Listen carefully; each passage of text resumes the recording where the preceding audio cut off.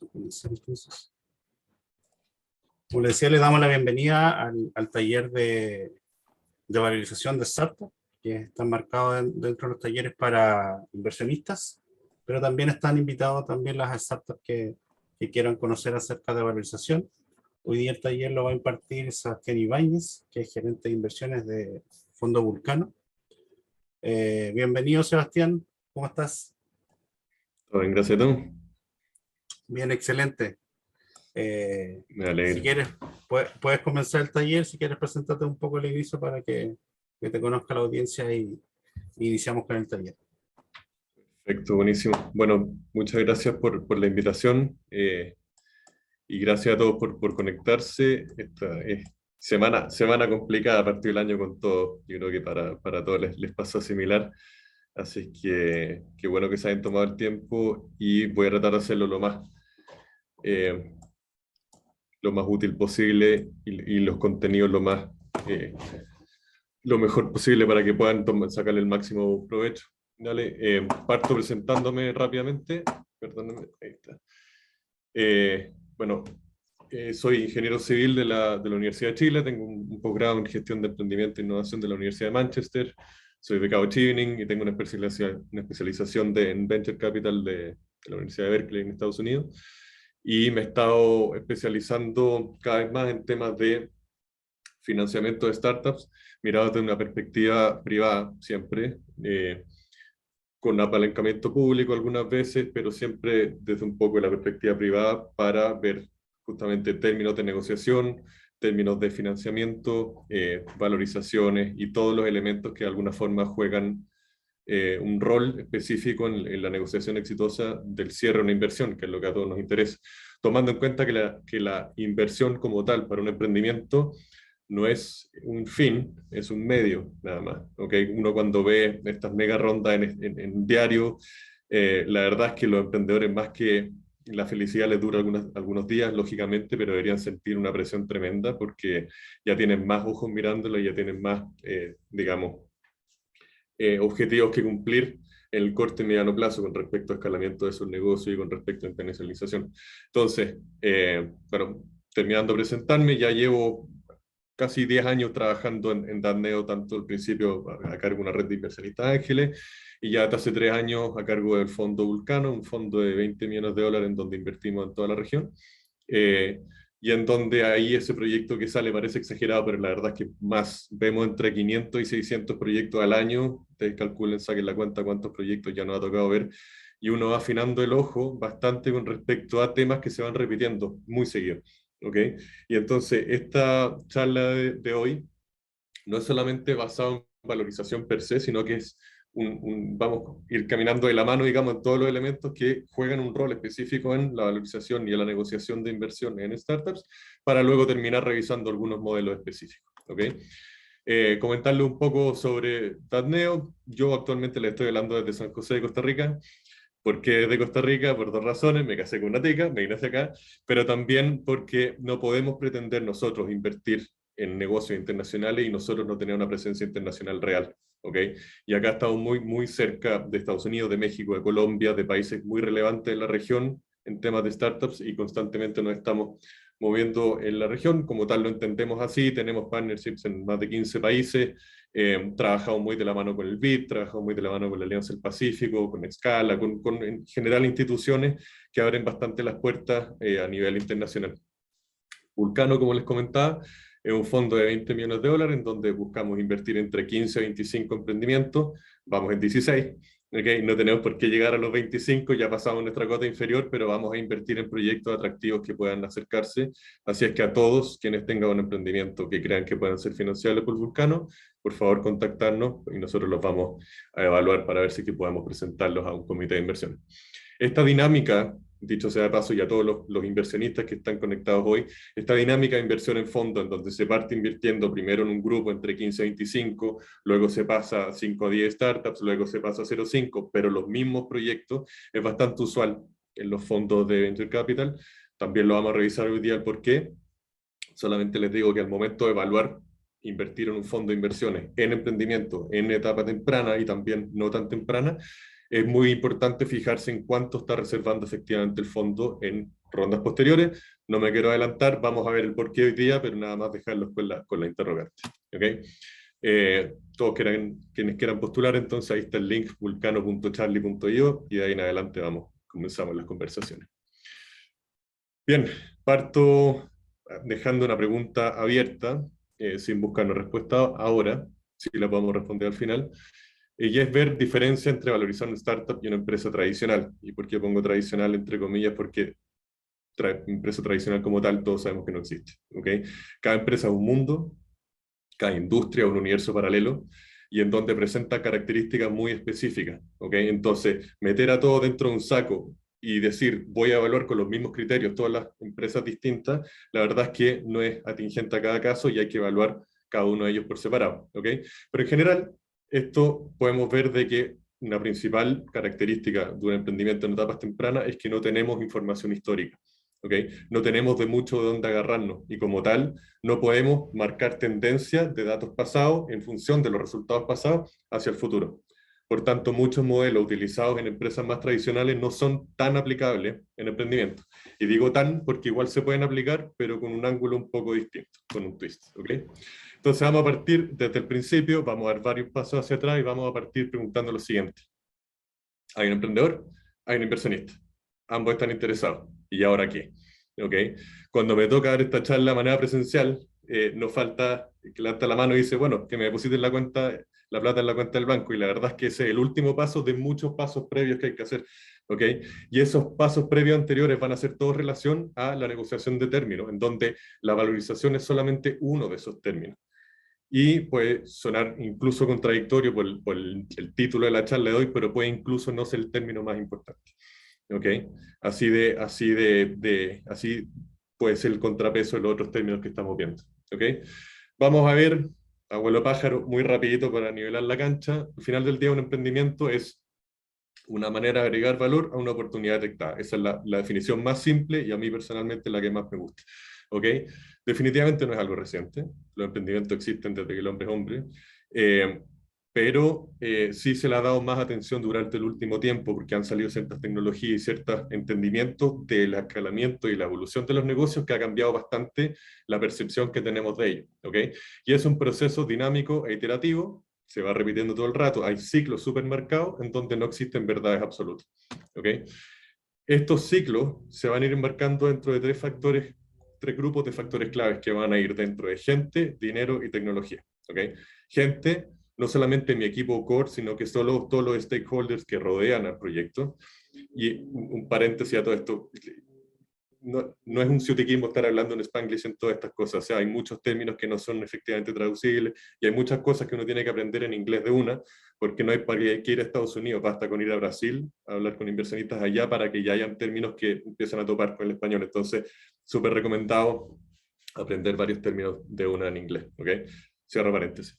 Entonces, gente, estamos hablando de todos los stakeholders del proyecto, dinero, no solamente el dinero que yo logro atraer, sino que también recursos valorados, incluso el costo de oportunidad que yo tengo. ¿Okay? Emprendedores y equipos muy buenos van a tener un costo de oportunidad bastante alto, porque si es que estuvieran trabajando en una empresa con sueldo de mercado, podrían estar accediendo a buenos sueldos. Por tanto, el riesgo que están tomando es elevado y la recompensa también debería ser elevada. Y esta es quizá una de las reglas fundamentales detrás de todas las finanzas de emprendimiento, que al final del día, y es por lo demás una de las reglas de oro de las finanzas tradicionales, a mayor riesgo, mayor potencial retorno. ¿Ok? Si yo estoy asumiendo un riesgo grande, yo debería ser capaz de tener un potencial retorno grande, o al menos que la esperanza de mi retorno, el retorno por la probabilidad de obtenerlo, fuera alto. ¿Ok? Lo vamos a ver eso también en un momento.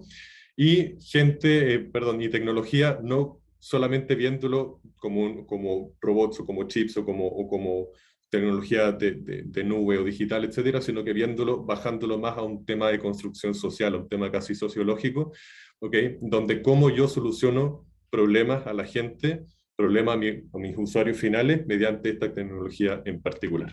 ¿Okay? Y esta es la manera que van interactuando estos tres grupos de recursos dentro de mi emprendimiento, dentro de esta manera que yo tengo de agregar valor a una oportunidad detectada, que va a ser el primer elemento que me va a ir dando una idea del valor real que tiene este emprendimiento. ¿Okay? Entendiendo que algo que hace mucho tiempo ya se entendió y se aterrizó. Dentro de un startup exitoso, la idea tiene muy poca relevancia. ¿Ok? Y digo muy poca relevancia porque la verdad lo que va a importar realmente es la capacidad de ejecución. Todos hemos escuchado alguna vez a alguien que nos dice, hey, pero a mí se me ocurrió esa idea hace años. Yo quizá ahora sería millonario. Y la verdad es que no es tan así porque la capacidad de ejecución que tuvo el equipo que llevó adelante ese emprendimiento es fundamental. ¿Y por qué es tan fundamental? Porque generalmente las ideas como tal en un principio fallan. ¿Ok? O digamos, la idea pura que yo tuve en un principio no va a llegar a ser así en un final, vamos a tener que empezar a pivotear en cierto momento, vamos a tener que empezar a cambiar ciertos aspectos, etcétera. Y en ese sentido, la capacidad de ejecución de los emprendedores y las emprendedoras y la capacidad de resiliencia que tienen en el momento de enfrentar momentos difíciles va a ser fundamental. ¿Ok? Ya lo decía esto Thomas Alva Edison, no es frase mía, visión sin ejecución es alucinación. ¿Ok? Por tanto, el emprendimiento no es algo nuevo, pero el razonamiento por detrás sí lo es. Y eso es lo que hemos venido entendiendo el último tiempo. Si es que estudiamos un MBA en los años 60, 70, 80, incluso 90, se trataba de los emprendimientos como empresas pequeñas. Ahora entendemos que son completamente distintos. ¿Ok? Una startup es una colección de hipótesis por demostrar. Y en eso se basan modelos como el Lean Startup u otros que están bastante de moda ahora. Y como tal, yo sigo un proceso cuasi de proceso del método científico, ¿okay? En donde cada validación de mi startup en particular, yo voy a partir con una observación del problema, voy a hacer una pregunta, voy a generar una hipótesis, voy a experimentar, analizo, concluyo y empiezo de nuevo. ¿Okay? Y esto, tanto en el ámbito comercial, financiero, técnico, estratégico, legal, todos los distintos aspectos críticos que pueda tener mi negocio, voy a ir generando estas hipótesis y validando estas hipótesis. Lógicamente, a medida que voy validando esta hipótesis, el riesgo de mi proyecto baja, el valor de emprendimiento sube. ¿Okay? Hago un pequeño paréntesis acá, el segundo, y les pregunto si todos tienen claro la diferencia entre riesgo e incertidumbre. ¿O hay alguien que no la tenga clara? Perfecto, Francisco levanta el dedo. El riesgo es medible, la incertidumbre no. ¿Okay? Yo puedo armar estrategias de mitigación de riesgo, no puedo armar estrategias de mitigación de incertidumbre.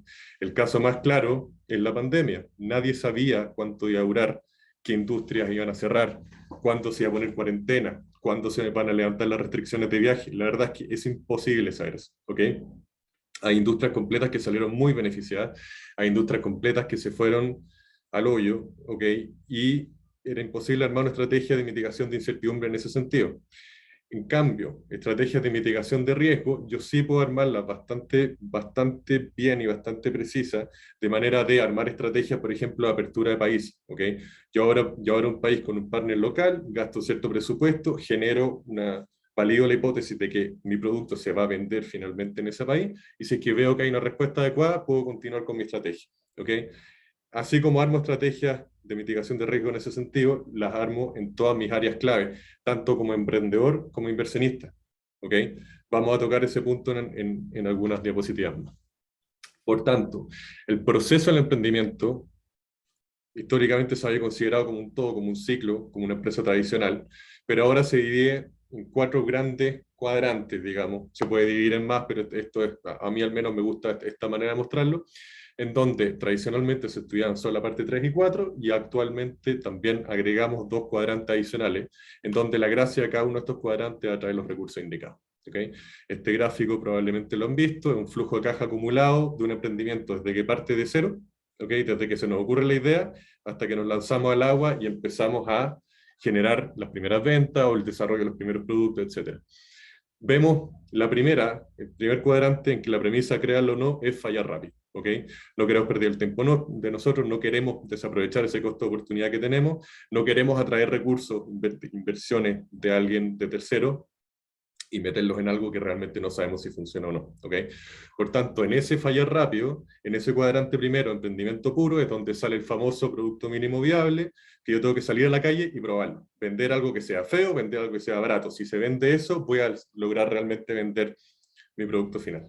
Una vez que yo logro validar mercado, pero realmente no hacer encuestas, no, salir a vender, y veo que efectivamente hay un mercado para lo que yo estoy vendiendo, puedo pasar al foco estratégico, y es donde está la parte más dura de los emprendimientos, donde está el famoso Valle de la Muerte, donde yo voy a tener me voy a dar cuenta realmente que estoy rebotando con la pared muchas veces, me voy a dar cuenta que no era ese idealismo que yo tenía de emprender, posiblemente no es tan fácil, emprender es muy difícil muchas veces, ¿ok? Y en ese sentido, van a haber dos puntos en donde se abren champaña y donde celebramos, ¿ok? El primero es el break-even operacional, el primer mes que yo tengo ingresos mayores a mi egreso, ¿ok? Primer mes, digamos que va a ser el punto de inflexión de mi flujo de caja acumulado y va a empezar a crecer y va a empezar a cambiar la pendiente. Y mi break-even total, ¿ok? En donde el flujo de caja acumulado es mayor, los ingresos totales son mayores a mis ingresos totales, y por tanto yo empiezo a tener números azules. De ese momento en adelante hay discusiones con distinta gente. A mí me gusta considerar que de ese momento en adelante ya no es un emprendimiento, ya no es una startup, ya es una empresa tradicional y como tal se debe tratar como una empresa en donde pueden entrar fondos de money, puede tener mejor acceso a la banca privada, puede tener una serie de otras cosas que realmente le van a ayudar a crecer, a tener un crecimiento distinto y una consolidación distinta a un emprendimiento en etapa temprana, ¿ok? En donde yo empiezo ahí por lo demás a hacer construcción de sistemas internos, empiezo un gobierno corporativo, etc. ¿Cuál es la gracia acá? Envisionar de alguna forma todos estos recursos que yo voy a necesitar a futuro, tecnología, gente, dinero, y empezar a traerlo al presente, de acuerdo a los recursos que yo tengo, que necesariamente tengo que usar, ¿no es cierto? Yo si tengo un emprendimiento en etapa muy temprana, no me voy a levantar el gerente de recursos humanos, una consultora grande, al mes 2. No tengo cómo pagarle, sería una locura traerlo, salvo que quiera ser socio, que quiera ser mi co-founder. Hago ese paréntesis. ¿Ok?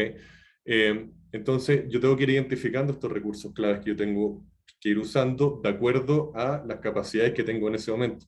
¿Ok?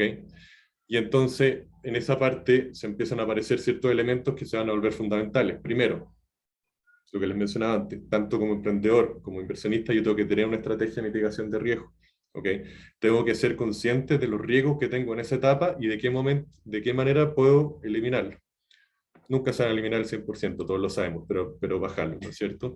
Cumplimiento de hitos críticos demuestra capacidad de ejecución, por eso la importancia de un roadmap, ¿ok? En donde se puedan ver claramente los hitos que han cumplido los proyectos, hacia el pasado demuestra ejecución, el presente demuestra la situación actual del emprendimiento y hacia el futuro demuestra lógicamente el potencial que tiene, ¿ok? Y entendiendo que el motor del éxito de todos los emprendimientos es la motivación, ¿ok? Y eso grábenselo porque lo van a entender en un par de slides más. ¿Okay? Por tanto, los emprendimientos van a atraer a distintos tipos de inversionistas según necesidad de recursos, no solamente capital. Y llegamos a esto que es, si se van a acordar de una sola diapositiva de toda mi presentación de hoy, acuérdense de esta, por favor. ¿Okay? Porque dice muchas cosas entre líneas y dice esto es un poco la piedra angular de toda la inversión en capital de riesgo en Venture Capital. ¿Por qué? Yo inversionista, apartado por inversionista, voy a tener una estrategia de mitigación de riesgo, ¿no es cierto? Si tengo $1.000.000 para invertir, no voy a invertir ese millón de una. Por dos razones. La primera, si invierto ese $1.000.000 de una sola vez, la valorización de la empresa va a ser demasiado baja y yo voy a tener un porcentaje demasiado alto en la compañía. ¿Okay? Por tanto, los emprendedores inmediatamente pasan a ser mi empleado, pierden la motivación y yo soy finalmente el más preocupado que la empresa le vaya bien. Segunda razón, porque al poner ese millón de una, el emprendimiento va a tener demasiada liquidez. ¿Okay? Y yo lo que quiero es que tengan una estrategia en donde ellos también vayan haciendo algún tipo de bootstrapping, que se llama algún tipo de ahorro con respecto a los costos para que puedan ir creciendo de manera adecuada. ¿Okay? ¿Qué es lo que voy a hacer en vez? Voy a poner $100.000 al principio, en la parte de fallar rápido. Les voy a decir, salgan a probar, validen mercado. Si que realmente tienen un mercado, les voy a poner más. Pero esos $100.000 van a ir por un 20% máximo de la compañía. ¿Ok? Voy a ir por un 15, 20%. Después, si es que ellos realmente validan mercado y realmente se demuestra que hay consumidores y hay gente interesada realmente en el producto que están vendiendo, sea sea un bien o sea un servicio, le voy a decir, perfecto, acá tienes $300.000 adicionales por un 20%. ¿Ok? La empresa ahora está valorizada en $1.500.000, pero salgan ahora a masificar esta venta. Ya saben que ya tienen un prototipo que se vende, salgan a hacer una versión final, ejecutable, que se pueda empezar a vender en todo, por ejemplo, el mercado nacional. ¿Ok? Cuando hagan eso, yo les voy a poner $600.000 adicionales por un 20% de nuevo. ¿Ok? El porcentaje puede ser un poco más o un poco menos, pero se entiende la idea, ¿no es cierto? Y entonces, Al final, yo invertí el mismo $1.000.000, pero tuve estos ciertos hitos en donde yo les decía, si es que no se cumple, si ustedes no salen, no les voy a seguir invirtiendo. ¿Ok? Por tanto, yo no perdí potencialmente ese $1.000.000 y los emprendedores tuvieron un poco no la obligación, pero la presión de salir realmente a validar mercado y salir realmente a hacer crecer sus ventas. ¿No es cierto? Con eso, si fuera 20-20-20, vamos a ver temas de ilusión después, pero yo voy a terminar teniendo finalmente un 49% de la compañía, bastante atractivo, pero una compañía que funciona, y una compañía que tiene venta, una compañía que ya es internacional, que ya escaló de alguna forma sus operaciones. ¿Okay? Vamos a verlo ahora desde la perspectiva del startup. ¿Por qué le conviene también entrar así? Primero, no se dé tanta participación desde un principio, y segundo, puede ir atrayendo inversionistas estratégicos dependiendo de la etapa en donde estén. ¿Okay? Entonces, si es que yo estoy en una etapa muy temprana, me imagino varios de ustedes han escuchado las 3F, Friends, Fools and Family, que en el fondo va a ser amigos y familias que van a estar cercanos mío, que van a tener confianza conmigo, me van a invertir. A mí la tercera F no me gusta, no quiero que tontos inviertan en mi empresa. ¿Ok? Pero amigos y familias que puedan invertir en mi emprendimiento, también alguna línea, por ejemplo, algún subsidio de Corfo, algo así, pero puede tener acceso a una bolsa de capital relativamente reducida. Cuando esto empieza a funcionar, puedo ir teniendo acceso a inversionistas cada vez más involucrados en los distintos ecosistemas de emprendimiento y con más experiencia en hacerlo, hasta que eventualmente puede llegar un fondo. ¿Okay? Si yo paso un 90% de mi compañía en un principio al primer inversionista, denlo por hecho que no va a entrar un fondo de inversión. ¿Okay? Denlo por hecho, se los doy firmado. Porque saben que la empresa ya no es de los emprendedores. ¿Okay? Entonces, efectivamente, no sé, la motivación ya se fue. Entonces, aquí están cada uno de esos círculos, cada una de estas rondas que yo les decía antes, hipotéticas, para hacer la famosa serie de financiamiento. ¿Ok? Serie C, serie A, serie B, serie C, D, E, hasta un posible IPO, una salida a bolsa. Salida a bolsa en Chile va a ser muy difícil, salida a bolsa en Estados Unidos es más posible, se ve un volumen mayor de emprendimientos que salen a bolsa ya, y que por lo demás en emprendimiento le está yendo muy bien, posiblemente va a armar su matriz en Delaware, va a tener un escalamiento internacional de ese tipo, por tanto podría acceder a salir a Nasdaq o salir a otro mercado, en principio primario y después secundario, ¿no es cierto? Entonces, con esto en mente, hay una tercera implicancia, que es bastante atingente con la charla de hoy, que es la principal razón por la cual los emprendimientos en etapa temprana tienden a estar sobrevalorizados. ¿Ok? ¿Cómo es eso? Si yo invierto $100.000 por un 20% de la compañía, de ser a $500.000, en un emprendimiento que está en versión PowerPoint para salir a probar, ¿realmente sirve? ¿Realmente significa que el emprendimiento vale $500.000 en el mercado? En absoluto. ¿Ok? Yo estoy tomando eso para no quitarle un porcentaje demasiado grande y para quedar con una preferencia de inversión para la ronda futura. ¿Ok? Pero no quiere decir que el emprendimiento valga eso. No quiere decir que yo realmente puedo salir a vender la compañía en ese valor. Por tanto, ahí lo vamos a revisar al final. Tiene mucho que ver el valor que da, o sea, bueno, la razón de la valorización en el valor que va a dar finalmente. ¿Ok? Y eso es súper importante tenerlo claro. A medida que van pasando esta ronda a futuro, el valor real y el valor bueno, el valor de inversión y el valor real se van juntando hasta que al final se acoplan y tienden a ser el mismo. ¿Ok? Pero en etapas tempranas están alejados y a veces que bastante alejados. ¿Ok? Eso es importante tenerlo claro como inversionista ángel. Y es necesario también que los emprendedores lo tengan claro. Una cosa es que tienda a estar sobrevalorizado para yo no ceder mucho porcentaje en mi compañía. Para hay algunos que se les pasa la mano, demasiado. ¿Ok? Vamos a ver esas cosas más adelante. Entonces, lecciones aprendidas hasta el momento. El desarrollo de compañías por etapa. Cada ronda de financiamiento debería corresponder, a grosso modo, a cada una de estas etapas, y el éxito o fracaso de cada una condiciona la atracción de recursos en la siguiente. Esto es una cadena bastante más binaria de lo que uno podría pensar. ¿Okay? Emprendimientos que no les va bien y que se encuentran con un tope en cierto punto, no van a poder volver para atrás y empezar a levantar de nuevo desde cero, porque hay una serie de implicancias con respecto a esto. ¿Okay? Acá la clave es no bloquear ronda futura. ¿Okay? Y eso se vuelve absolutamente fundamental, y sobre todo para inversionistas ángeles que entran temprano. ¿Okay? Vamos a ver un caso, poner lo bueno esto es que si hacía esta charla hace 5 años, tenía que hablar de casos en Estados Unidos, ahora ya podemos hablar de casos nacionales. Espectacular. Hablemos, por ejemplo, de un Betterfly. ¿ok? Que nosotros en la misma red nuestra tenemos gente que invirtió en Betterfly y conocemos inversionistas tempranos. ¿Y qué es lo que pasa? Si es que ellos hubieran pedido una valorización muy alta, un porcentaje demasiado elevado, hubieran bloqueado esta ronda futura. No hubieran entrado fondos de inversiones, no hubieran entrado una serie de capital que entró después porque hubieran dicho a los emprendedores no les queda lo suficiente porcentaje. ¿Ok?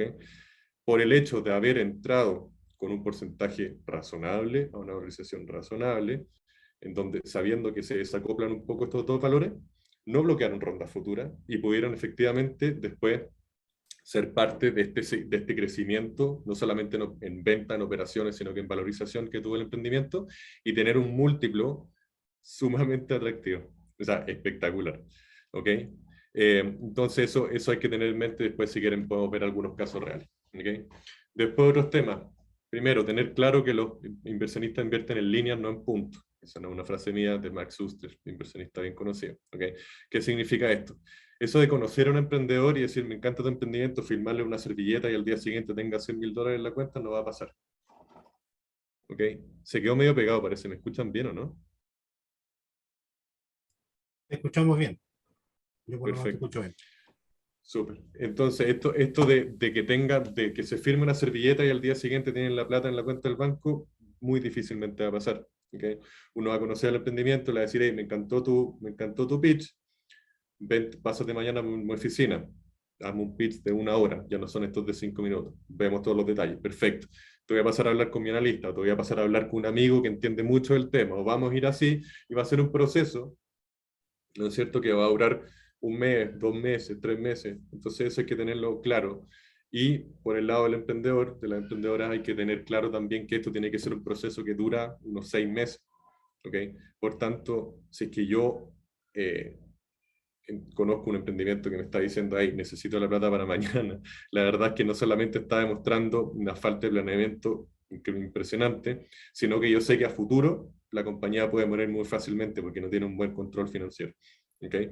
Lo que queremos es emprendedores y emprendedoras que salgan a levantar con el suficiente tiempo, con la suficiente antelación para que no reciban estos coletazos, ¿no es cierto?, de caja, que por lo demás una de las principales muertes de emprendimiento es ni siquiera es la falta de caja, es el poco entendimiento del negocio, producto del devengado y estos hoyos de caja que tienen por fluctuación en pago. Y entonces acá va a ser fundamental entender vehículos de inversión, cláusulas clave y términos generales, y todos estos van a afectar valorización, ¿no es cierto? Y en donde, nuevamente, y esto es más a los emprendedores que estén conectados hoy día, tener un roadmap bien definido de estos críticos se va a volver clave, ¿no es cierto? Acá donde entran, les prometo, ustedes decían, estamos hablando de valorización y estamos viendo todos estos elementos por el lado, les prometo que todo va a hacer sentido en alguna de esas slides. ¿Okay? Entonces, dentro este profesor de Berkeley, Jerry Engel, él dice que hay 6 axiomas fundamentales que digamos, marcan de alguna forma el comportamiento de la industria del capital de riesgo. Primero, Venture Capital opera en una industria absolutamente ineficiente. Eso es verdad, lo vamos a dejar dando bote, porque eso tiene que ver más que nada con las valorizaciones. Segundo, estructura afecta comportamiento. Definitivamente, un startup que parte desordenado va a seguir siendo desordenado. ¿Okay? Uno de nuestros roles como inversionistas es ayudarlos a que ordenen la casa, aterricen todas las cosas y realmente puedan trabajar de manera eficiente y ordenada. Tercero, todas las decisiones tienen un contexto y nosotros podemos aprovechar este contexto, sobre todo con cambios regulatorios o con ciertos elementos que yo sé que se van a dar pronto. Cuarto, decisiones óptimas ocurren cuando hay alineamiento de intereses. Y acá no son negociaciones tipo vaquero, en donde yo me tiro bien alto y el otro se tira bien bajo y llegamos a un punto medio. ¿Okay? Acá deberíamos hablar de valores razonables desde un principio y vamos a ver cómo llegar a ellos. Quinto, modelo usado son lenguaje y comunicación, y acá es donde se mete el Spanglish. Quizá a nadie nos gusta mucho hablar en Spanglish, pero es necesario en estos temas. Y por último, la estructura afecta al futuro y viceversa. ¿No es cierto? Pero se usa mucho estos modelos de pensar en el futuro y traerlos al presente, tanto en valorizaciones como en generación de estrategias de crecimiento. ¿Okay? Y también tenemos que pensar, como inversionistas, qué tipo de exit queremos, cómo recuperamos nuestro capital. ¿Okay? Suena trivial, no lo es tanto.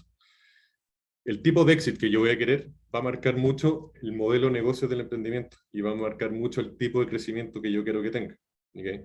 Dicho de otra forma, si yo quiero reparto de dividendos, si yo quiero que el emprendimiento tenga utilidades del día uno, va a ser un crecimiento bastante más orgánico, menos agresivo, en donde se le va a dar importancia a tener caja positiva para poder pagar dividendo a todos los inversionistas.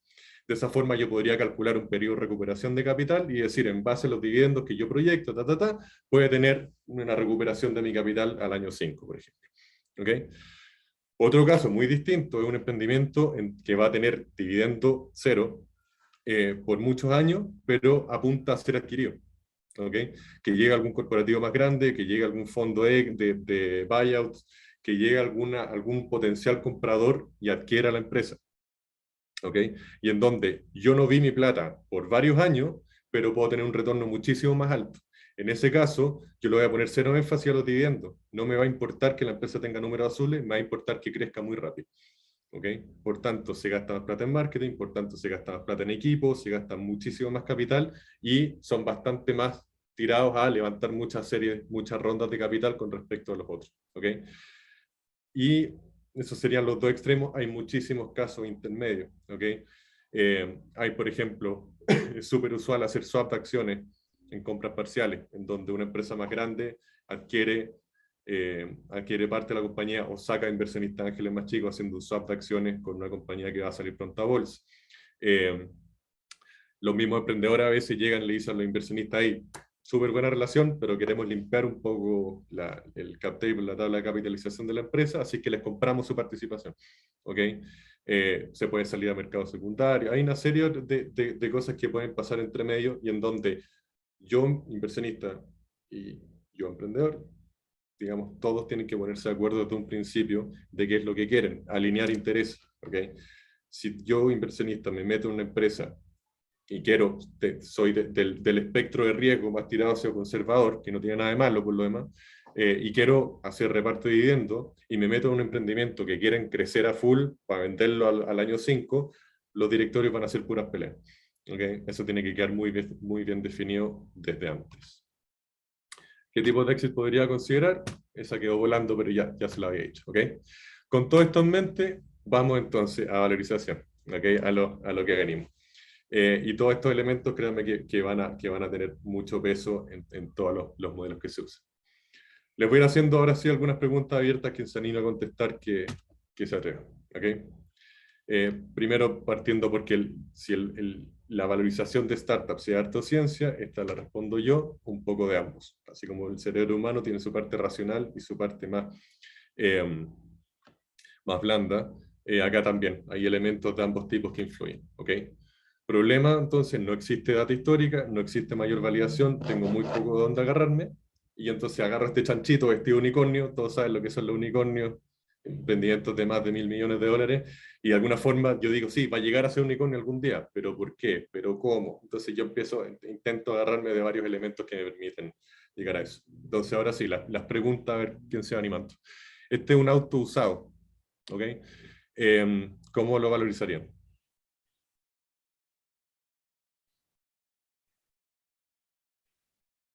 Chile Autos. Ok, alguien dijo Chile Autos por ahí, ¿no? Eh, Yo, efectivamente, yo me meto a Chile Auto, veo, ¿no es cierto?, por año, por marca, por color, por kilometraje, por estado del auto, y digo, perfecto, puede valer relativamente tanto, ¿ok? Primer acercamiento que tengo a comparables. Los comparables para valorización en startups son fundamentales, pero no son lo único esos elementos, ¿ok? ¿Cómo valorizarían esta casa? el precio de la casa al lado. Por ejemplo, pero acá me meto a portal inmobiliario y veo, en el fondo también uso comparable, pero hay un elemento adicional, la ubicación. Estamos de acuerdo que exactamente la misma casa, mismo material, el mismo color, mismo todo, mismo tamaño, puede valer distinto en distintas partes de la ciudad. ¿Ok? Por tanto, ¿un emprendimiento vale distinto en Chile, en China, en Estados Unidos o Japón? Absolutamente. La respuesta es un contundente sí. ¿Ok? Con respecto al tamaño de mercado que tiene acceso, con respecto al desarrollo de ese mercado en particular, con respecto a una serie de cosas. Pero no nos quedemos ahí, vamos a más allá. ¿Cómo valorizarían esta botella de agua?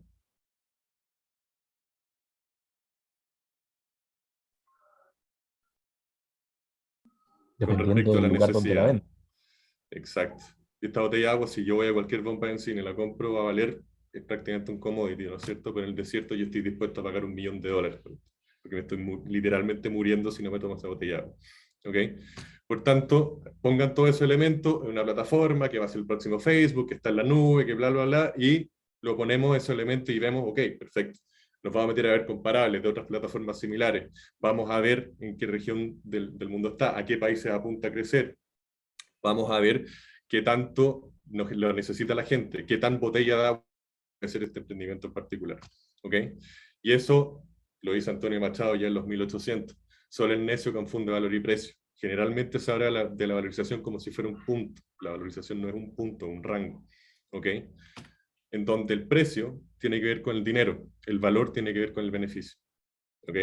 Directamente el beneficio que me va a reportar a mí como inversionista o como comprador o como stakeholder o como yo socio que me quiero meter a la compañía va a cambiar justamente el valor que yo estoy dispuesto a pagar por acción, que va a ser finalmente lo que le va a dar la sumatoria a ese valor por acción, lo que le va a dar el valor a la compañía, ¿no es cierto?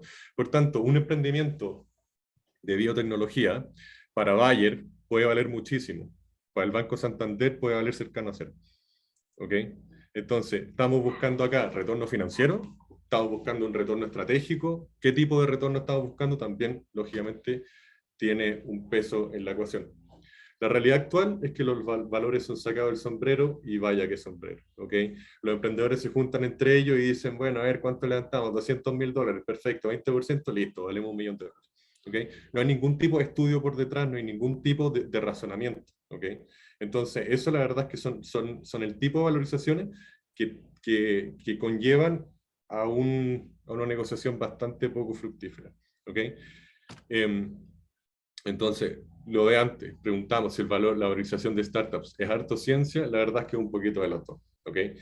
Y requiere metodologías de valorización especiales que mezclan modelos cualitativos con cuantitativos y en donde el uso comparable se vuelve crucial. Y acá sí, les voy a enseñar al final un método que no falla, que es espectacular con respecto a comparable. Hay un montón de bases de datos abiertas, cerradas, pagadas, gratis, ¿okay? En donde yo puedo ver información sobre últimas transacciones en los distintos mercados. ¿Cuál es un error súper usual? Llega un grupo de emprendedoras y dice, nuestro emprendimiento vale $20 millones. ¿Por qué? Porque un emprendimiento en Estados Unidos acaba de levantar capital a esa valorización. Y ahí caemos en el error de la ubicación geográfica. ¿Okay? O salen con un proyecto de otra industria y empiezan a sacar ejemplos de otras cosas. Hay que siempre comparar con todos estos elementos en mente. Industria, subindustria, ubicación geográfica, etc. ¿Ok? Y en donde acá toma relevancia este primer axioma que les comentaba en un principio, ¿okay? Que el venture capital opera en una industria ineficiente, porque ni siquiera entre empresas que quieren comprar un emprendimiento, incluso entre fondos, puede valer distinto el emprendimiento. ¿Okay? Fondos que ya tienen armado un portafolio que está más tirado, por ejemplo, hacia e-commerce, y llega algún emprendimiento muy bueno, pero es más relacionado al mundo de minería. Y podrían decir, mira, o sea, me gusta, pero la verdad es que no habla tanto, si tú me ofreces algo atractivo, posiblemente podría entrar. ¿Ok? Versus Codelco Lab, que estaría dispuesto a pagar una valorización súper buena. ¿No es cierto? Entonces, ese entendimiento es la primera gran, así como eye-opener que tienen del proceso que tienen que pasar tanto emprendedores como inversionistas, dejar de pensar en la valorización como una verdad absoluta y dejarla de pensar como un punto. ¿Ok? Y así que ahí más adelante. Muchos llegan y hacen un flujo de caja proyectado y lo descuentan un 12% y dicen mi emprendimiento vale 1.354.652.23. La verdad es que está completamente alejada de la realidad. ¿Okay? La valorización que hace más sentido es mostrar un rango, es decir, mi emprendimiento vale entre 1.2 y 1.45. ¿Okay? ¿Cuáles son las ventajas de eso? Que yo dentro de este rango voy a poder agarrar un espectro de beneficio reportado para la contraparte mucho mayor. ¿Okay?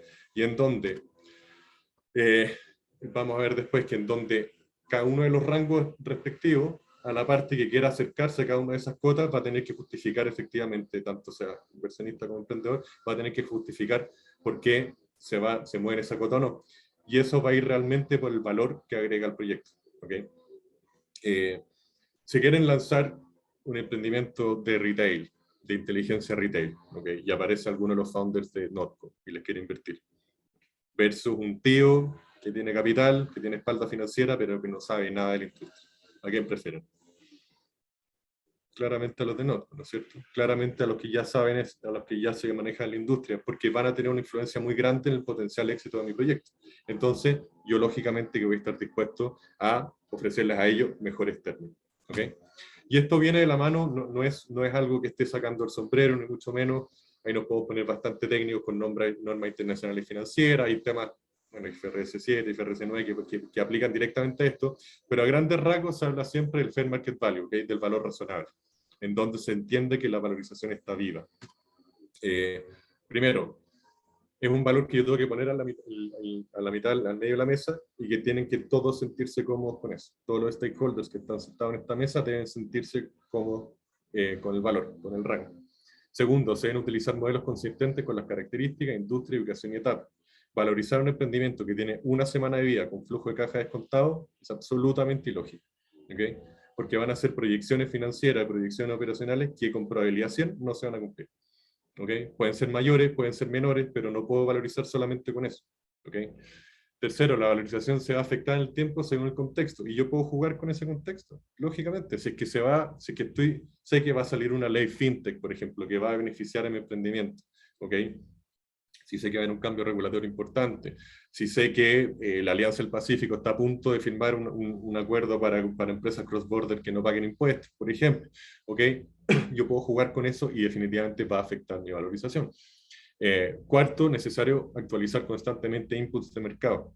Valorización hecha hace 2 años, yo puedo tener incluso los mismos números en mi empresa, pero ha cambiado las tasas de interés, ha cambiado el IPC y por tanto la UEF, ha cambiado la tasa de cambio, ha cambiado una serie de otras cosas que van a directamente influir en mi valorización. Quinto, fundamental, utilizar comparables. Esta es como la cuarta vez que lo digo, pero la verdad es que lo voy a seguir repitiendo durante toda la charla. Es absolutamente crucial ocupar comparables para tener algo de donde agarrarse con respecto a las cosas que uno muestra. Luego, utilizar al menos 3 modelos distintos. Vamos a ver después algunos modelos, pero siempre es recomendable ocupar modelos con distintos approaches que piensen de manera distinta, que funcionen de manera distinta, cosa que ese rango, si me da un cajón relativamente razonable, estamos hablando de algo que tiene sentido. ¿Okay? Y por último, establecer la razón de la valorización. Ya lo veíamos antes. Sobre todo en emprendimiento en etapa temprana. Un emprendimiento puede valer considerablemente distinto, si es que es para venta, si es que es para inversión, si es que es para atracción, de emisión de nuevas acciones, para atracción de empleados clave y generación de estos planes de compensación, ¿no es cierto? Si es que es para fusión con otra empresa, si es que es para valorizar para un banco, para que me dé un crédito y pongo todo el activo de la empresa de colateral.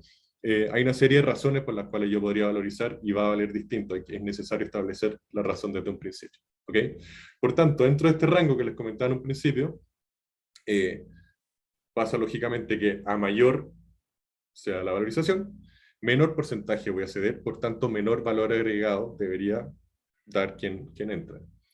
Al revés, si es que una menor valorización es un mayor porcentaje, pero también debería justificarse por el mayor valor agregado que entrega quien está entrando a la empresa, tanto con inversión en capital, en cash, como con bienes valorados. ¿Okay? Perfectamente yo podría estar poniendo horas de oficina, horas de abogado, viajes, una serie de otras cosas que también se pueden valorizar y también se pueden considerar como aportes de capital. Entonces, dentro de esto, lo recomendable, ¿okay? Y esto es un mundo ideal, ustedes me dicen, sí, sea, pero al final del día yo entrego una valorización y me la van a destrozar. Sí, pero es algo súper bueno para partir la conversación, ¿okay? Perfectamente se puede partir en un rango y la valorización puede cambiar, puede salirse de ese rango. Pero en donde, si es que se sale el rango hacia abajo, demuestra el inversionista. Y si se sale el rango hacia arriba, demuestra el emprendedor. ¿Okay? Si tú dices, no, mira, realmente la valorización está demasiado abajo porque en tal país una empresa exactamente igual acá levanta una ronda y yo le estoy castigando un factor de corrección geográfica. ¿Ok? O porque realmente no estamos considerando ciertos elementos en 2 meses más a la nueva ley fintech que nos va a beneficiar un montón. ¿Ok? O porque ayer acabo de firmar un contrato con Codelco que vamos a empezar a vender al oeste. Perfecto. ¿Me explico? Pero son argumentos súper tangibles y súper lógicos, racionales, con respecto a valorizaciones ilógicas que se sacan del sombrero. Y por el otro lado también el inversionista puede decirlo. Y una razón súper aplicable sería, mira, la verdad, lo que les decía, este fondo que está invirtiendo solamente en e-commerce y aparece un muy buen emprendimiento minero. Es decir, yo estoy invirtiendo porque creo en ustedes.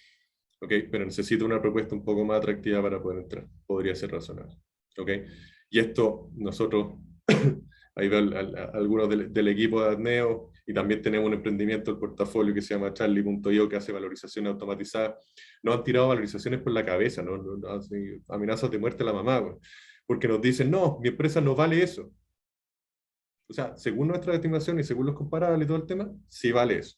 Que tú creas que tu empresa no vale eso, o que tú quieras levantar más alto, tema tuyo, justifícalo. En vez de dedicar el tiempo que te dedicas a enojarte con el resto de la gente, a justificar de por qué tu emprendimiento realmente vale. ¿Okay? Y ahí estamos hablando de algo bastante más razonable. Entonces, estos modelos con enfoques distintos que yo les comentaba, deberían ser al menos progresivos, regresivos y probabilísticos. ¿A qué me refiero con esto? Progresivo, flujo de caja. ¿Okay? Yo invento el futuro, me la estoy acá en Nostradamus y digo, mi empresa se va a comportar de la siguiente manera durante los siguientes años, y por tanto voy a tener ventas tales que me van a permitir tener un flujo tal que si yo lo descuento y lo traigo al presente, bajo una tasa de descuento que lógicamente se acorde al riesgo implícito, intrínseco del proyecto, me va a dar un valor presente de tanto. ¿Okay? Dicho sea de paso, todas las proyecciones que yo haga no deberían ser financieras, deberían ser primero operacionales y después meterle elementos de price, ¿ok? Pero lo vamos a ver después. Tema regresivo, ¿ok? Yo agarro el futuro y lo traigo al presente, pero no descontándolo, sino que con ciertos elementos que van a pasar en el futuro, por ejemplo, venta de la compañía, ¿ok? Y probabilístico, hay una serie de métodos, hay estadísticos, probabilísticos, donde yo puedo simular escenarios varios miles de veces, ¿ok? O meterle variables de shock de todo tipo, y puedo ver cómo se comporta mi negocio con respecto a eso. ¿Okay? Si yo agarro todos estos elementos y me da un cajón relativamente chico, estamos hablando de algo perfecto. ¿Okay? Algunas consideraciones presan bulla, y esto nos ha pasado por a veces quedan ciertos elementos dando vuelta, entonces para que todos estemos en la misma página. ¿Okay? Primero, levantamientos por etapa, ya lo vimos, siempre se habla de esta serie, y yo siempre estoy mirando como inversionista, cualquier inversionista que ya lleva un tiempo en esto, está pensando en la siguiente ronda, no está pensando en esto. ¿Okay? Está pensando en cómo invierte ahora para no bloquear la siguiente y cuál va a ser su múltiplo en la siguiente. ¿Okay? Eso siempre es necesario estar pensando un paso adelante. Con lo cual se vuelve clave, lógicamente, no bloquear ronda futura. Segundo, los conceptos, seguimos con los anglicismos, lo siento, pero es así. Hablar de post-money, que sería el pre-money más la inversión. Cuando yo hablo de $100.000 por un 20%, estoy hablando de una valorización post-money de $500.000, donde yo invertí $100.000 y tengo un pre-money de 400. ¿Ok? Me ha tocado ver muchísimas negociaciones que han fallado o que estuvieron a esto fallar porque una parte estaba hablando de pre-money y la otra estaba hablando de post-money. ¿Ok? Es súper importante ser claro desde un principio. ¿Ok? Tanto post-money. Para que sepan, y ahí a todos los emprendedores que llevan algo más de tiempo en esto, que ya me imagino conocen notas convertibles, safe, etc. Los safe en un principio se hablaba siempre en pre-money, ahora se post-manizaron todo.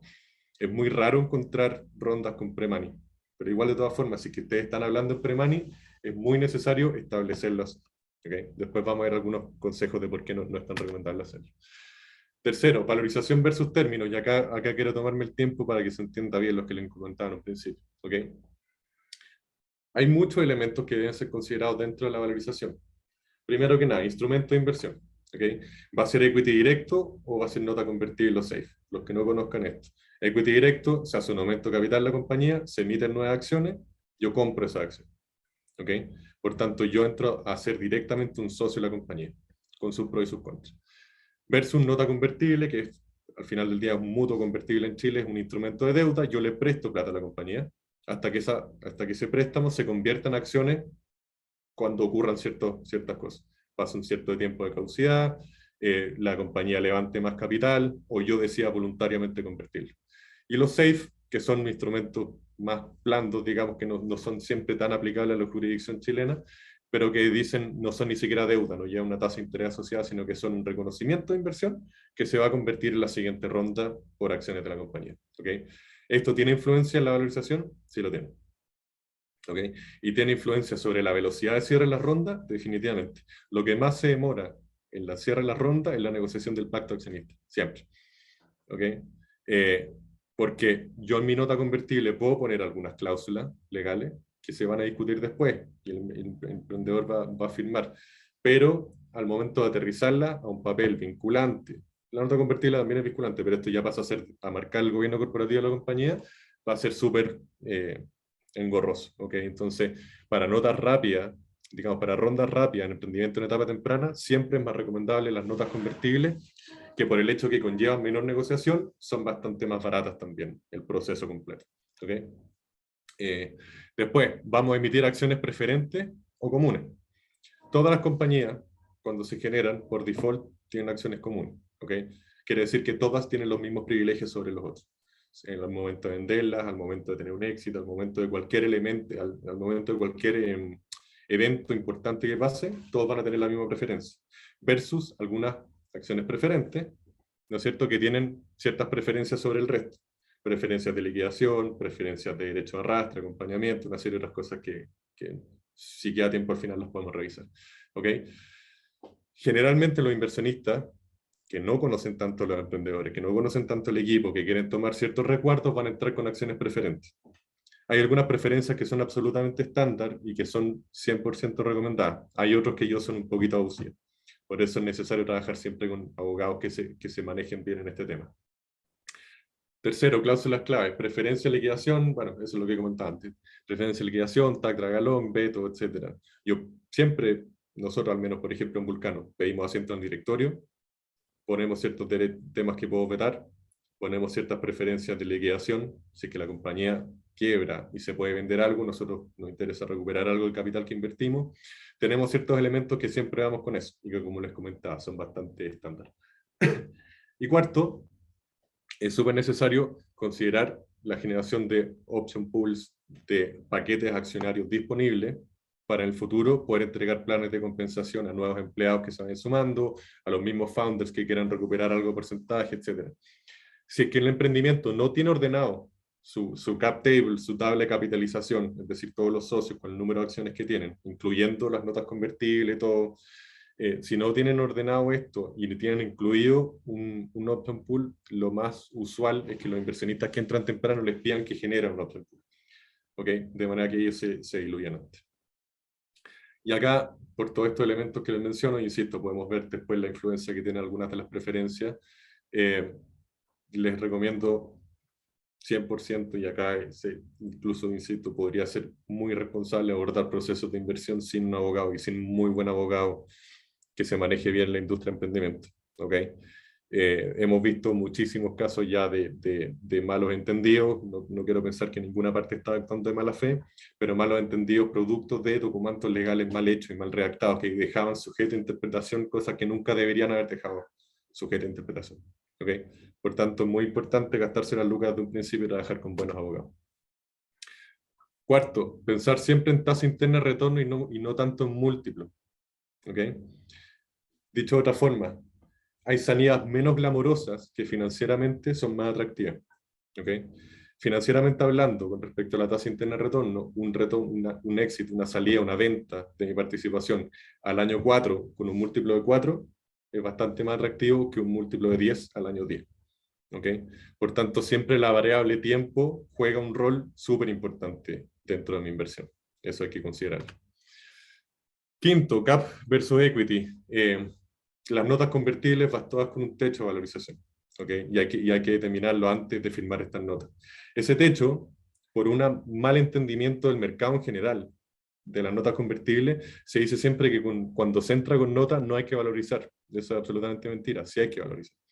¿Okay? Hay que establecer este cap. Y de hecho, este cap, en función de ciertas tasas de interés y otros elementos que uno le pone a la nota, puede dar una dispersión de resultados gigante. Y pueden ver que acá se da una dispersión entre 5,1 y 14, imagínense, casi 9 puntos. ¿Okay? Y en donde es súper importante establecer desde un principio los términos de las notas de manera súper clara y precisa. Acuérdense, acá cuentas claras mantienen la amistad, acá sería términos claros mantienen la amistad. ¿Okay?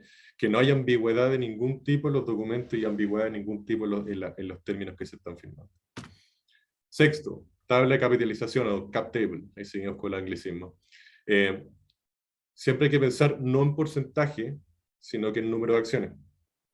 ¿Por qué?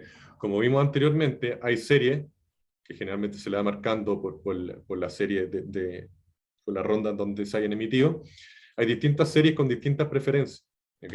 Entonces, es lógico pensar que una acción en particular puede valer más o menos que otra, de acuerdo a las preferencias que tenga dentro de la compañía. ¿Okay? Por tanto, un inversionista que tiene, acá puedo ver números similares, bueno, 2.500 acciones comunes versus 2.000 acciones serie B, esas 2.000 acciones serie B pueden valer bastante más. ¿Okay? Por tanto, es necesario entender siempre la tabla de capitalización y eso grabes en la cabeza. Cap table completamente diluido, eso es lo que siempre hay que pedir. Con todas las notas convertibles que vayan dando vueltas, safe, todo lo que ustedes digan, pedirlo. Simular la conversión de todos esos instrumentos, ver realmente cuánto tiene cada uno y cuáles series se convierten. Si es que uno ya se quiere poner exquisito, uno puede hacer incluso un análisis de cascada, un exit waterfall análisis, en donde uno dice, perfecto, si se vende a 5, a 10, a 20 o a 100 millones de dólares, ¿quién recibe la plata primero y cuánto se lleva cada uno? ¿Ok? Quizás no viene el caso acá, pero la gran mayoría de acciones preferentes son preferentes convertibles. Es decir, ya una vez que pasan el beneficio de la preferencia de liquidación, pasan a ser todas comunes. Es lo que pasa usualmente en los IPO, es lo que pasa usualmente en otros lados. Pero sin meternos, sin ponernos demasiado específicos, piensen siempre en número de acciones, no tanto en porcentaje. Acá tenemos el tema de la industria ineficiente, ya lo vimos. Ya, llega un punto importante, dilución. Esto también hay que entenderlo súper bien. ¿Okay?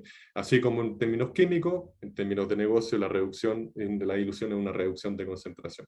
¿Okay? Acá pueden ver un caso real, no quise inventar nada. De hecho, un caso relativamente malo para los emprendedores, en donde esto se podría ver una evolución de inversión en un emprendimiento en particular, donde en un principio, en la incepción que sale acá, los emprendedores tienen el 100%. Luego se emite un option pool para estos planes accionarios, para estos ESOP, Employee Stock Option Plans. Luego entra un inversionista con una parte y pueden ver que los emprendedores reducen drásticamente su porcentaje un 65%. ¿Okay?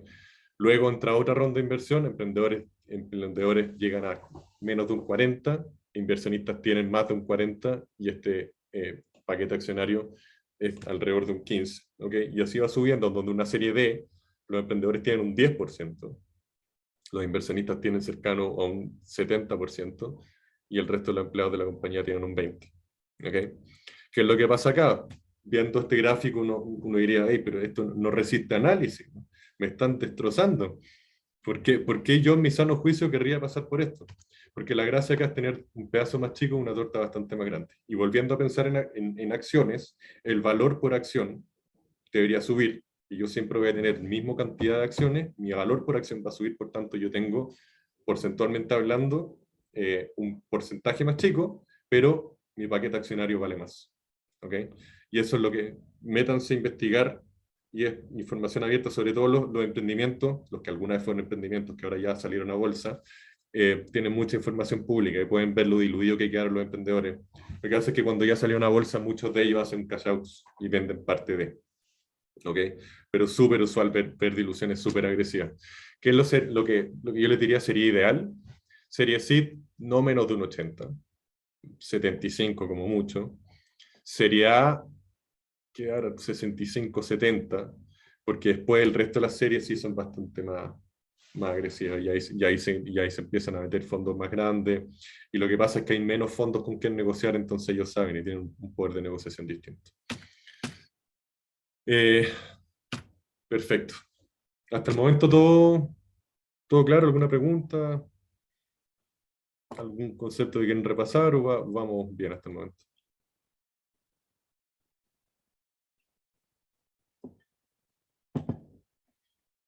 ¿O está todo muy claro o no ha quedado nada claro y nadie quiere preguntar? Una de las dos. Pero bueno, espero que vaya quedando todo claro. Entonces, con esto en mente podemos ver varios modelos de valorización. ¿Okay? Estos son solamente algunos, podríamos hacer una lista, o sea, varios slides con distintos modelos que hay. Pero acá les puse esto para que se vea, digamos, la variedad de modelos y cómo fueron hechos. ¿Okay?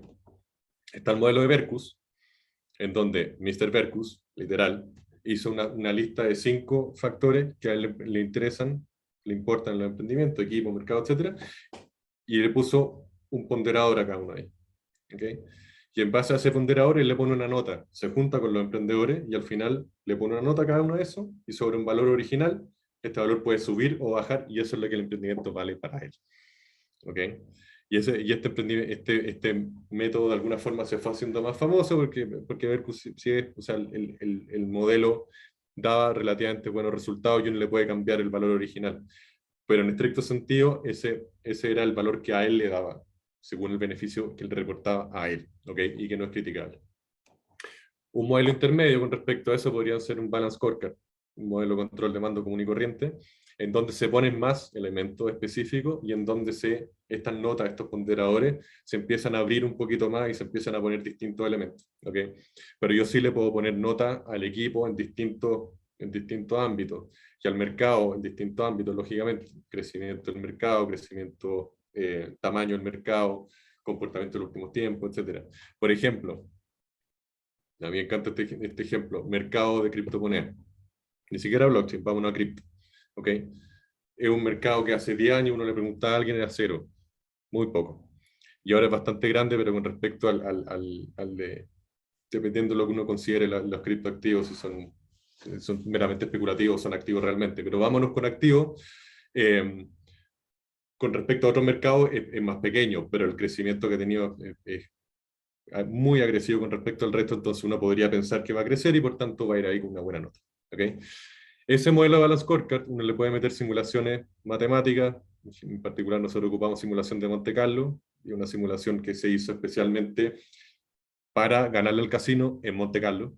¿Okay? Y lo que hace es simular varias miles de veces distintos escenarios, distintos posibles resultados y te entrega distintas distribuciones probabilísticas diciendo este es el resultado más probable. ¿Okay? Por tanto, si nosotros le ponemos nota al equipo, nosotros le ponemos nota al mercado, al producto, a la tecnología, a una serie de cosas, y decimos, nos podemos equivocar, o sea, nuestra opinión puede tener un sesgo, le ponemos una distribución, una desviación estándar y una distribución probabilística a esa nota en particular y podemos llegar, de acuerdo a modelos probabilísticos, a un resultado final.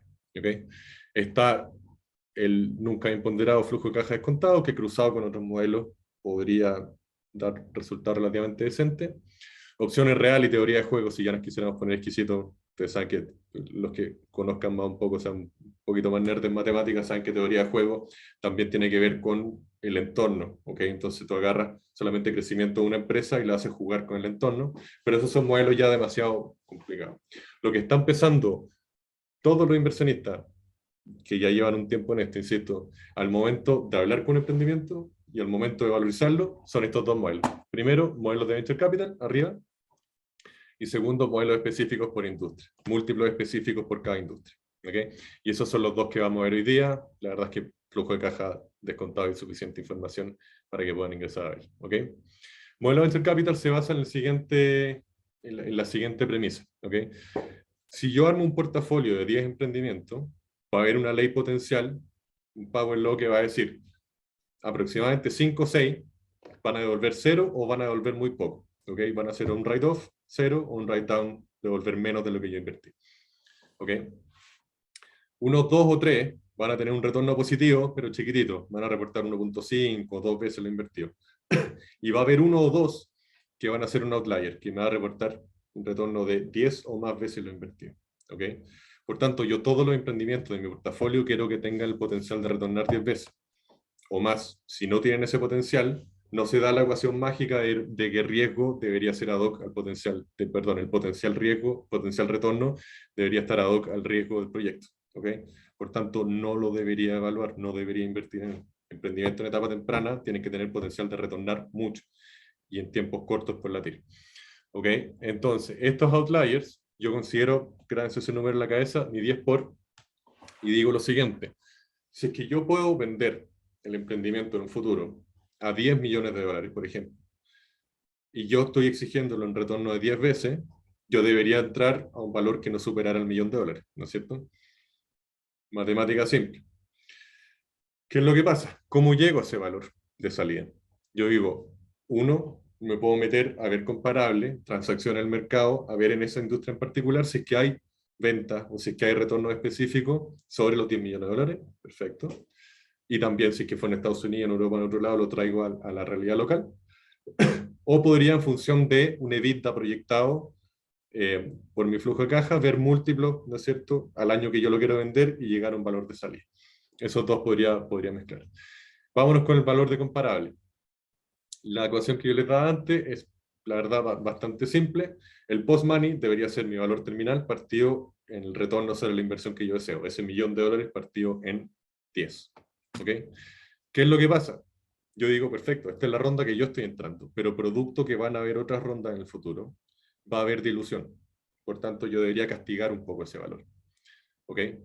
Eso quiere decir que el exit esperado, este valor terminal ajustado, sería mi exit por la dilución que yo voy a tener, ¿no es cierto? 1 menos la dilución.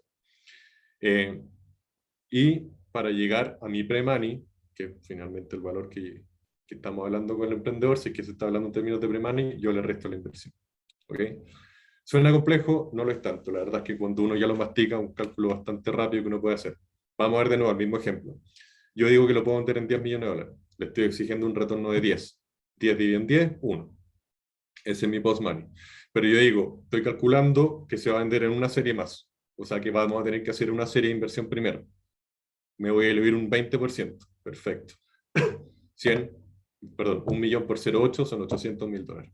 ¿Okay? Y si quiero invertir $100.000, le resto los 100.000 y ahí tengo un pre-money de 700. Que ese es de hecho el ejemplo que tenemos acá. No toqué un flujo de caja. ¿Se dan cuenta? Me metí a ver solamente en función de comparables de la industria. Y de hecho este modelo no fue ni siquiera desarrollado en Chile, lo desarrolló la Fundación Kaufman en Estados Unidos, que son los que la llevan en este tema. Se basa en que tiene que haber mucha información al respecto. El tema complejo acá en Chile es que hay poca información al respecto. ¿Okay? Entonces uno tiene que de alguna forma jugar con toda la información que hay de otras regiones y ponerle factores de corrección geográfica y traérselo a Chile. ¿Okay? Vamos a ver acá un ejemplo real de un emprendimiento que nos tocó valorizar hace ya varios años. ¿No es cierto? Es un emprendimiento que estaba en tema tecnológico, era una app para traquear actividad física en el aire libre. ¿Okay? Entonces nosotros dijimos, perfecto, vámonos a ver a todas las aplicaciones similares que hay, Strava, Endomondo, Runtastic, Yonder, Runkeeper, MyFitnessPal, AllTrails, que ya ni siquiera existe, bueno. Y nos metimos a ver en todas las bases de datos distintas, todas las rondas que habían levantado. ¿Okay? Hay un tema bien particular acá, que generalmente se sabe el monto de la ronda, pero no la valorización. ¿Okay?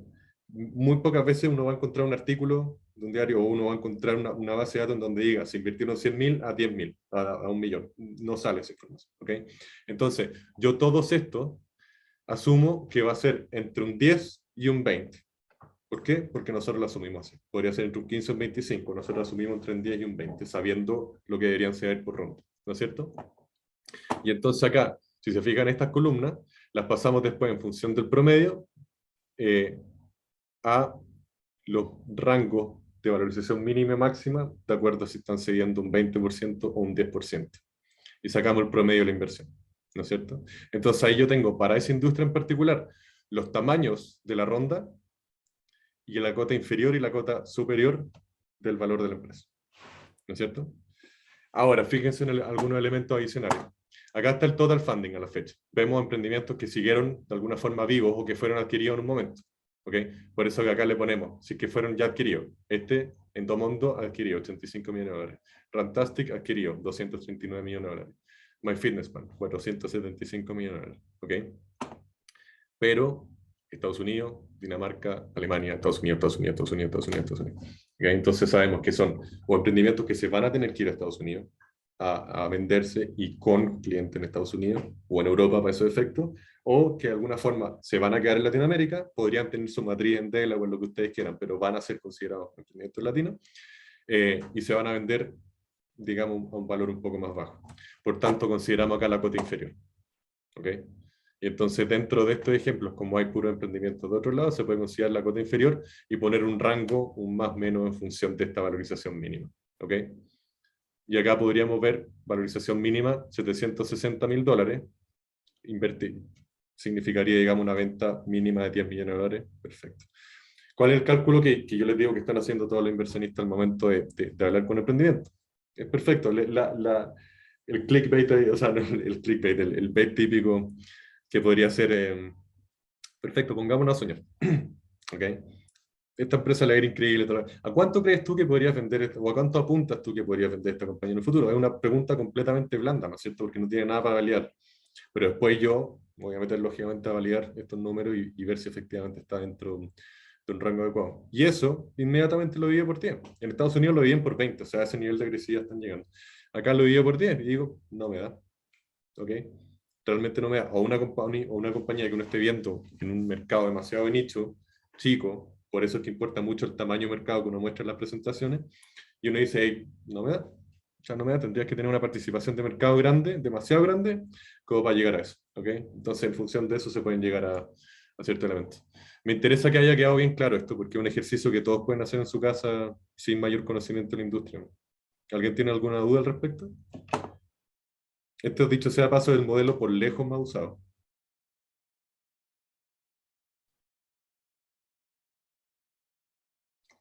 Bueno, espero haya quedado todo claro. Luego, bueno, como les comentaba, esto se puede llegar a al valor terminal en función de una EBITDA proyectada o incomparable. ¿Ok? Acá de nuevo mantengamos el tema del fair market value, el valor razonable, siempre van a cambiar los factores de la industria, según la industria, características, ubicación, etapa, etcétera. Todo esto debería estar implementado. ¿Ok? Y el segundo modelo más utilizado son modelos específicos por múltiplos que se adaptan a la industria. ¿Ok? Y eso va a ser, nosotros venimos, o sea, nosotros digo, Darneo y Vulcano venimos más del mundo digital, por tanto voy a dar más ejemplos en ese ámbito. ¿Ok? Software as a service, siempre va a ser facturación o revenue recurrente mensual o anual. ¿Ok? Eso es un clásico, uno ya tiene ciertos múltiplos sobre eso. Por ejemplo, para varios SaaS, el múltiplo está sobre entre 10 y 15 veces su facturación anual recurrente. Eso ya es, ¿sabes? Directo, ¿no es cierto? Y si es que eso se calcula con respecto también a un modelo de Venture Capital, uno está cruzando dos modelos distintos. FinTech, dependiendo lógicamente la FinTech que sea, pero hay algunas que tienen un Total Paid Volume, el total de capital que mueven sobre el cual cobran un fee. ¿Ok? ¿Cuánto es ese capital? ¿Cuál es el fee? Y se puede sacar un múltiplo sobre eso. E-commerce, el GMV famoso, el Gross Merchandise Volume, que es todo lo que venden y sobre lo que ellos cobran un margen. Perfecto. ¿Cuánto es? Y a veces se puede aplicar un múltiplo 1, 2, 3 veces el GMV. Redes sociales, el ARPU, Average Revenue Per User. Así es como se valorizan todas las redes sociales. Y incluso las que han salido a bolsa que ustedes ven, agarran cuánto vale cada uno de los usuarios en función de cuánto deja, en función de cuánto aprieta, cuánto dejan publicidad, cuánto dejan compras, cuánto dejan una serie de cosas, se le asigna un valor, se ve cuántos usuarios tiene, eso es la compañía. Así de directo. ¿Ok? Entonces, antes, desde el lado del inversionista, si que uno se va a juntar con un emprendimiento, estaría bueno tener estos métricas, estos múltiplos claros desde antes, y desde el lado de los emprendedores, si que uno se va a juntar con un inversionista, uno los tiene que dominar, pero a la perfección. No puede ser posible que si uno tiene un software as a service y uno se acerca a un inversionista y te dicen, perfecto, ¿cuál fue tu revenue 2021? No sé, tendría que verlo. O sea, es inaceptable eso. Deberían tenerlo absolutamente claro todo el tiempo. Y más allá de por un ejercicio de valorizaciones, por un tema del nivel de compromiso que tiene el equipo. El CEO debería tener todo súper claro en todo momento. ¿Ok? Recomendaciones para levantamiento de capital, y ahí podemos dejar unos 5 minutitos para preguntar al final. Primero, insisto, roadmap con hitos críticos, habiendo ya pasado toda esta presentación. El roadmap de hitos críticos van a ser KPI, indicadores clave, medibles, todo, ¿okay? Los cuales hacia el pasado van a demostrar capacidad de ejecución. ¿Okay? Facturamos tanto, levantamos ronda de tanto, abrimos tantos países. El presente va a ser una foto de la compañía, y esa foto debería estar muy bien reflejada en todas las presentaciones. Y hacia el futuro demuestra el potencial de la empresa, demuestra el potencial éxito que yo puedo tener, demuestra ese 10 por. ¿Okay? Si yo no tengo un crecimiento, por mucho que suene, acordémonos que las proyecciones no se van a cumplir con probabilidad 100, ¿no? Pero si es que yo tengo proyecciones que realmente no dan ese 10 por a ojos del inversionista, no va a ser atractivo. ¿Okay? No estamos hablando de proyecciones irreales, no estamos hablando de sacar números del sombrero, tienen que estar bien justificados. ¿Okay? Y por favor que no sea ese si solamente tenemos un 1% del mercado. Eso es, perdón la palabra, pero bullshit asqueroso. ¿Okay? ¿Cómo uno va a lograr tener ese 1% de mercado? Quizá uno puede tener 5, no 1. ¿Okay? Pero uno tiene que tener bien identificados los elementos y los factores y todos los recursos que necesita para llegar a eso. ¿Okay? Data room completo. Data room es un término bien manoseado. Antes de Internet eran literal salas con archivadores, donde estaban todos los estados financieros, todos los documentos legales, contratos, etc. Ahora son carpetas de Dropbox, carpetas de Drive, que se comparten con esa misma información en digital. No hay ninguna razón por la cual un emprendedor no debería tener el data room listo antes de empezar a levantar capital. Cosa que si es que yo, inversionista, me junto con un emprendedor y le digo, hey, ¿me puedes mandar? Sí, te comparto mi data room. Golazo. Va a acelerar el proceso de negociación muchísimo y va a demostrar seriedad al inversionista por parte del emprendedor, y al inversionista también va a poder analizar toda la documentación muchísimo más rápido. ¿Okay? El Investor Deck completo es distinto a la presentación del pitch deck. El Investor Deck debería ser mucho más autoexplicativo, porque va a ser una presentación que yo voy a enviar al inversionista para que la revise, y si es que al inversionista le gusta, me va a llamar posiblemente, salvo que me haya visto una presentación donde yo presenté mi pitch deck.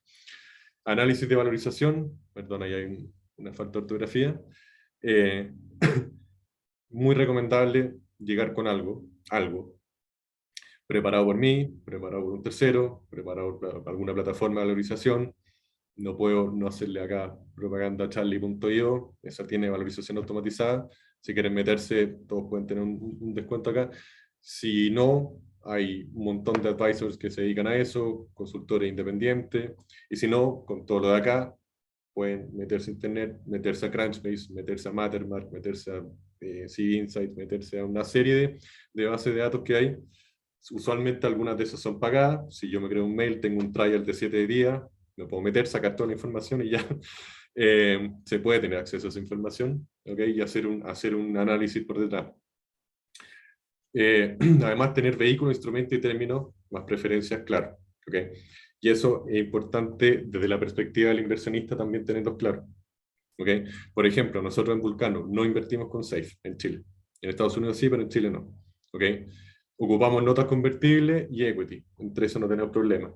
Para pactos de accionistas, sí vamos siempre con cláusulas preferencias mínimas, que ocupamos, que para nosotros sí es un deal breaker, y las tenemos claras. Tenemos algunas geografías en donde invertimos, otras que no invertimos. Los montos los tenemos súper claros. Entramos en primera ronda entre 300, 250, quizás hay 500. Algún emprendimiento que le falta 50, no entramos. ¿Okay? Nunca invertimos, o intentamos al menos no invertir menos de un 5% de la compañía. Si es menos, tienen que ser compañías espectaculares. Estamos abiertos a hacerlo, pero estamos. ¿Okay? Y esa es nuestra tesis de inversión. Todos los inversionistas deberían tener su propia tesis de inversión. Y eso es fundamental. Acá no estamos para ponernos a improvisar el momento de que yo recién cuando me entero voy a pensarme en ese sentido. Yo debería tener mi marco donde me muevo. No estoy diciendo que sean rígidos, se pueden salir de ahí, pero se pueden salir si es que hay una muy buena razón. ¿Okay? Y del lado del equipo de emprendedores, tener una propuesta de valor para el inversionista súper clara. ¿Okay? En cuanto al éxito que puedan tener, en cuanto a lo que lo necesitan, eso es súper importante. ¿Okay? ¿Quieren solamente el capital? ¿O quieren realmente que sea Smart Money, que los ayude, que los guíe, que les dé contacto, que sea parte del directorio? Y en general estas relaciones, y sobre todo al momento de generar una inversión ángel, son súper importantes. Y acá a todos los inversionistas ángeles que están conectados, la verdad es que los felicito por el interés. Yo mismo soy inversionista ángel, manejamos una red de inversionistas ángeles en Tandeo, y la verdad es que es súper motivante ver cómo cada vez más emprendimientos van siendo exitosos, cada vez más inversionistas ángeles van teniendo éxito con sus inversiones, y cada vez más gente está interesada. Ahora, un punto a considerar, esto sigue siendo capital de riesgo, ¿okay? Sigue habiendo una posibilidad de perder el capital puesto. Por tanto, no hay que volverse loco, y para eso nosotros tenemos, y con esto termino, tenemos la regla de los 5. ¿Okay? No invertamos nosotros le pusimos algunas cosas más, pero ahí el que tenga el crédito de haberlo inventado, felicitaciones. Invertir en emprendimiento que en máximo 5 años puedan retornar mínimo 5 veces lo invertido, ¿ok? Dentro del cuadrante de la TIR, da una TIR bastante buena eso, y no invertir más de un 5% del patrimonio líquido de uno. ¿Ok? Ni siquiera patrimonio que yo tenga invertido en una casa, en patrimonio líquido. Plata que yo puedo, bueno, en mi balance personal, si lo tuviera, sería circulante, que puedo liquidar en máximo 90 días. ¿Ok? De esa forma, si yo llego a perder la inversión, la puedo apalancar con mis inversiones más seguras, que también dentro de mi portafolio personal yo debería tener inversiones más seguras para cubrir estas inversiones más arriesgadas. ¿Qué es lo que pasa? Si pierdo la inversión más arriesgada, yo sabía que era capital de riesgo, tomé un riesgo calculado, lo perdí, ok. Si yo gano, el potencial retorno debería ser altísimo. Entonces yo poder retornar 10, 15, 20 veces lo invertido, me paga mi portafolio posiblemente completo. ¿Ok? En este sentido, si tuvieran, por ejemplo, $100.000 para invertir, es mucho más recomendable invertir en 10 emprendimientos, $10.000 en cada uno, que invertir los 100 en uno. Y en esos 10 proyectos que inviertan con más gente. ¿Ok? Que sean más contactos, más conocimientos, más motivación, por qué no decirlo, para ayudar al emprendimiento que le vaya bien, y de esa forma van a aumentar considerablemente sus probabilidades de éxito.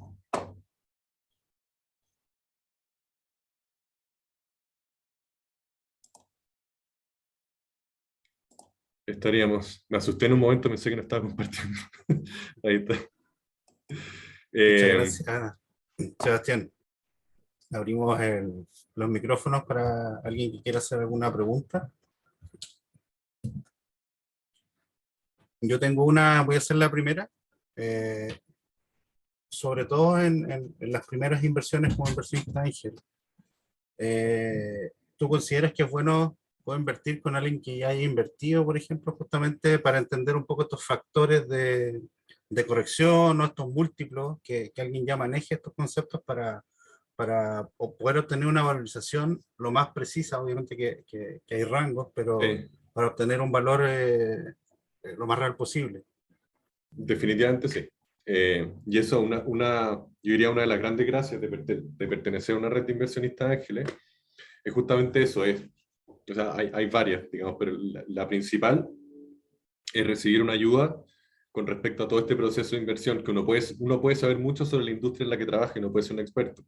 En esto hay ciertos elementos que sí son distintos, que la verdad es que está bueno recibir cierta asesoría con respecto a eso. Y también filtran de alguna forma proyectos, ya llega un deal flow un poquito más masticado, llegan proyectos con los términos ya negociados, ya un poquito en la puerta del horno llegar a invertir. Lógicamente que ahí los inversionistas tienen algo que decir, si esto no se trata de que ya lleguen completamente listo el deal, pero que ya llegue un poco masticado. Y lo segundo es conocer gente con intereses similares, que se da muchísimo en eventos, en cosas que pueden hacer, incluso en conexiones que yo puedo lograr a través de una red de inversionistas ángeles en particular. Me conecto con otra red de ángeles en Estados Unidos, en Argentina, en Perú, y yo voy conociendo cierta gente que la verdad es que se arman grupos muy interesantes que después deciden empezar a invertir juntos. Nos ha tocado ver grupos de inversionistas que se juntan y dicen: ¿saben qué más? En vez de estar invirtiendo solo, armemos una sociedad de inversiones, pongamos 50, $100.000 cada uno, y invirtamos a través de ese vehículo. ¿Ok? Y nos juntamos entre nosotros, y también se hacen mini comités de inversión y tenemos pros y contras. Es súper positivo todos los elementos positivos que sean, bueno, valga la redundancia, por el hecho de ser parte de una red. Perfecto, muchas gracias. ¿Alguien más tiene alguna pregunta?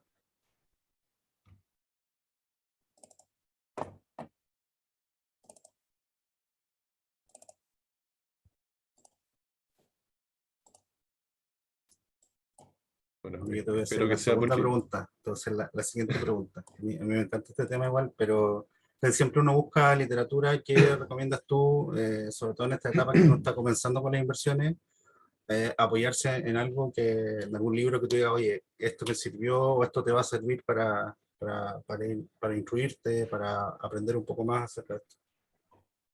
Sí, hay dos, les puedo hacer llegar después los links. Hay uno que se llama Secrets of Sand Hill Road. Sand Hill Road es la calle que está al lado de Stanford, donde son casitas, o sea, no casitas, bueno. Pero ahí están los fondos de VC más importantes del mundo. Ahora ya China le está haciendo el contrapeso en inversión a Estados Unidos, Aquí lo pero tengo. Aquí lo ese tengo. mismo, Scott Cupor. O Scott sea, yo Cupor voy a, es parte de los socios del fondo Andreessen Horowitz, que es uno de los fondos más grandes y más importantes a nivel mundial. Marc Andreessen fue el creador de Netscape. prácticamente todo el Internet que conocemos ahora fue configurado en gran parte por equipos como ese. Es un libro súper entretenido, súper interesante y súper bien escrito de manera fácil y súper precisa. Y hay otro que se llama, no es Angel Investing, yo me voy a acordar el nombre, es escrito por David Rose. David Rose, el creador de Gast, que es una plataforma de conexión entre emprendedores e inversionistas, la más antigua, de hecho. Y a él lo conocen como el Arcángel. No es ni siquiera Super Ángel, el Arcángel en Estados Unidos, por todos los emprendimientos que ha invertido. Y él, como inversionista ángel, da todos sus consejos para invertir en el mercado. La verdad es que partiendo por esos dos, súper bien. Y a los que les interese meterse más en temas de ¿cómo se llama? De términos. Ahí yo tengo mi tercero. Bueno, está este. Se llama Venture Deals. Son todos los distintos términos y cómo influyen en la negociación de los aspectos legales de las inversiones. No entramos tanto ahí, pero la verdad es que da para una presentación completa más. Es una locura la cantidad de cosas que uno puede poner. Y al final del día, las SPA en Chile son prácticamente no quiero decir copia, suena feo, pero emulan a la C Corp en Estados Unidos, en el sentido de la libertad que uno tiene para poner distintos términos y cosas, y entonces muchas de las cosas que van en ese libro son aplicables a la jurisdicción chilena. Buenísimo, muchas gracias. Por ahí vamos a compartir los links de los libros. Perfecto. Se me ocurre una idea por ahí también al final de las certificaciones del final de estos cursos. Se me ocurre regalar unos par de libros de los que mencionas, así que ahí los vamos a compartir. Perfecto. Bueno, Muchas gracias, espero la falta de Sebastián. preguntas. Sí, espero la falta de preguntas haya sido porque la verdad que se cubrieron bien todos los temas y todo, pero ahí en la presentación salía mi correo, se lo pueden pedir también a todo el equipo de Austral Angels. Yo encantado de resolver dudas adicionales o lo que ustedes quieran, estoy a su disposición. Yo quería preguntar algo. Sí, dale.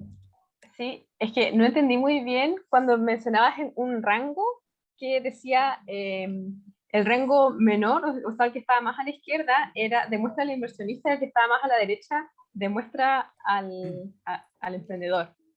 No entendí Claro, porque muy al bien final cómo la relación. el rango a la izquierda hace una valorización más baja, le conviene al inversionista, porque va a tener un porcentaje más alto. Entonces, mientras más baja sea la valorización, el inversionista le encargaba un poco de llevarla hacia él o hacia ella. En cambio, los emprendedores en general van a defender valorizaciones más altas porque de alguna forma le conviene. Los que ya llevamos un tiempo en esto sabemos que no les conviene tanto valorizaciones muy altas, porque entre ronda y ronda, entre serie y serie, uno necesita demostrar un múltiplo de la valorización. Ese es un aspecto más financiero. Si es que uno levanta demasiado alto y no logra demostrar un buen múltiplo para la serie siguiente, o incluso demuestra un múltiplo negativo con una valorización más baja, la verdad es que ahí eso se conoce como un down round, empiezan a generar problemas y para muchos emprendimientos como el principio del fin. Ahora tenemos manos levantadas. Gracias. Eso, se Están animaron. apareciendo. Sí. Muy bien. Aquí me motivé. Muchas Perfecto. gracias por la presentación. La única duda que tengo es si acaso tú sabes si es que existe algún modelo que incorpore elementos que hoy en día son importantes, como por ejemplo la sustentabilidad. Quizás por ahí es un elemento que quizás uno mete como dentro quizás de la tesis de inversión, pero no sé si hay modelos que quizás entreguen como Sí. algún hándicap o que lo pondré de alguna forma. La gracia de los modelos de Balance Scorecard son que pueden meter una serie de elementos que sean importantes para el inversionista. Va a ser similar al modelo ERCUS que mencionaba, pero este va a ser un poquito más extenso. Y efectivamente ahí uno le puede meter el tema sustentabilidad y un ponderador que va a ser realmente cuánto te importa a ti eso sobre la nota final. Así que sí se puede. Y de hecho les puedo compartir también después, o ahí el equipo de Austral Angels puede también mandárselo. Hay distintas maneras de evaluar los proyectos de impacto. Hay varios modelos del sistema B, o hay otros calculadores de impacto incluso que ya consideran todos esos elementos dentro y que también los puede considerar dentro de las evaluaciones. Perfecto. Muchas gracias. Gracias a ti. Sí, les recuerdo también que ahí en el chat les dejamos la encuesta de valorización del taller para que la puedan completar, le hagan el link y si quieren la pueden completar después, pero les va a tomar un tiempo corto en hacerlo. ¿Alguien más con más preguntas?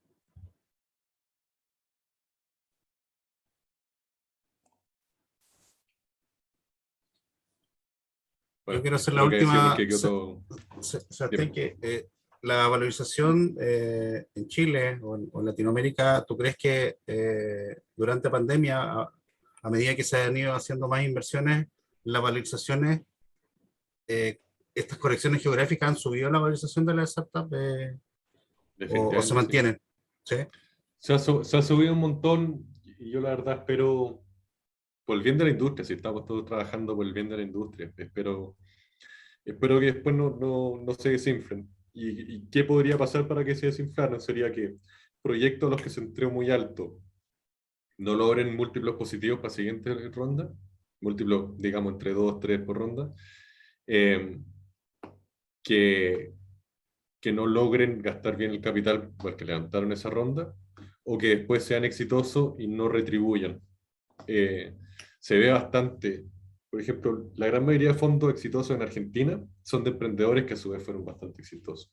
Patagon con Wesley Casares, Mercado Libre que tiene el fondo Meli que es gigante, y que son emprendimientos que han sido muy exitosos que de alguna forma dan la mano de vuelta a emprendedores que vienen detrás. Y ahí digamos que cuando ya se cierra el círculo, casi que Corfo podría decir mi trabajo acá está hecho y desaparecer lentamente, ¿no? Cuando ya sea eso, efectivamente podría andar bien, pero si es que es un tema solamente de levantar por levantar alto, a mí me parece que es algo que puede ser nocivo, porque no se están alineando intereses. Es el mensaje que uno manda como emprendedor al levantar demasiado alto, es me da lo mismo lo que tú puedas traer a la mesa, solamente quiero tu plata. Y eso no es algo tampoco muy positivo para mandar. Perfecto. Bueno, con esto terminamos el taller de hoy. La próxima semana ya se vienen los talleres diferenciados para startup y para inversionistas, así que estén atentos a los correos que le estemos enviando para que les lleguen los links de acceso. Así que te agradezco, Sebastián, el apoyo a Austral Angels y nos veremos por ahí. Encantado. Perfecto. Bueno, un abrazo a todos. Gracias por la Que estén invitación. bien.